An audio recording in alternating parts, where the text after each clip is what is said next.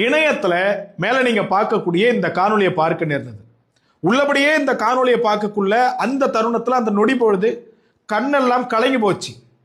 இந்த மண்ணுல இரண்டு பெரிய சமுதாயம், வன்னியர் சமுதாயமும் பட்டியல் சமுதாயமும் ஒன்றிணைய வேண்டும், அரசியல் ரீதியாக ஒன்றாக களம் காண வேண்டும் என்று நித்தம் உண்மையாக தமிழ் மண்ணிலே பேசிய ஒரே தலைவர் நான் அறிந்தவரை தலைவர் திரு ஆம்ஸ்ட்ராங் அவர்கள் தான். அவருடைய கொலை என்பது மிகப்பெரியதொரு சதி திட்டம் தீட்டப்பட்டு படுகொலை செய்யப்பட்டது.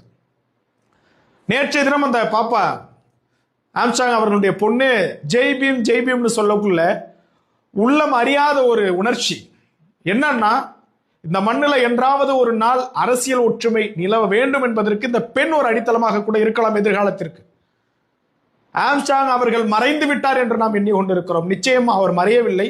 இந்த பெண்ணுடைய ரூபத்தில், இந்த குழந்தையோட ரூபத்தில் எதிர்காலத்தில் மிகப்பெரிய ஒரு தலைவியாக நிச்சயமாக இந்த மண்ணிலே வளவர வேண்டும் என்று உளமாற வாழ்த்துகிறேன்.